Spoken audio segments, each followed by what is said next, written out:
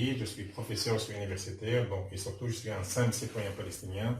mais j'aimerais bien mettre les choses en ordre par rapport à l'autorité palestinienne. Il faut revenir un peu en 94, ça veut dire le début de retour de l'autorité palestinienne. Donc pour nous, la référence numéro un, comme l'a dit Léna, c'est l'OLP, l'Organisation de libération de Palestine, qui représente toutes les tendances politiques, sociales, économiques, culturelles en Palestine à l'exil.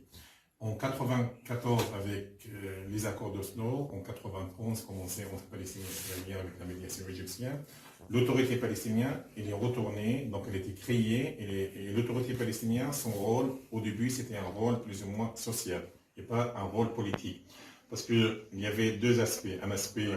social pour cette autorité, ça veut dire créer les postes, les fonctions, et créer des ministères, et le rôle politique, mais ça c'était pour le dans les faits, même si la conjoncture, soit arabe, soit palestinienne, soit internationale, n'est pas en faveur de cette mobilisation internationale, mais cette déclaration,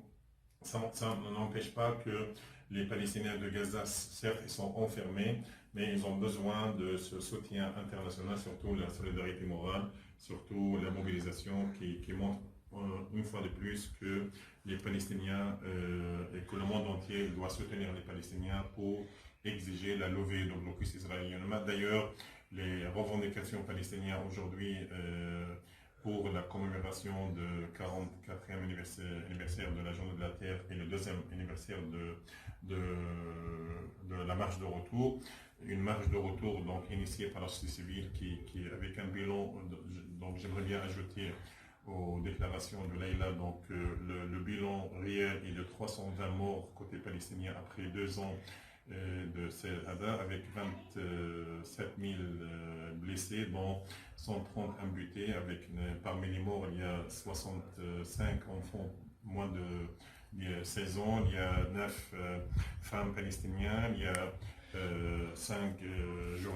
journalistes et 5 infirmiers et sécuristes qui sont tombés donc, par des balles israéliennes, par des snipers israéliens qui ont essayé un peu de tuer directement donc, et tirer sur la tête et la poitrine des Palestiniens, de manifestants pacifiquement sur les frontières. Je pense que le contexte est un peu particulier avec les mesures préventives prises dans la bande de Gaza contre la propagation de coronavirus. Mais cette commémoration elle restera symbolique et très symbolique pour les Palestiniens qui actuellement ils sont en train de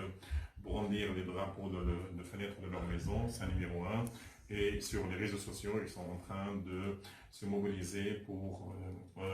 mettre les drapeaux palestiniens sur leur page. Voilà, donc ça montre un peu la mobilisation de ces Palestiniens aujourd'hui dans la bande de Gaza.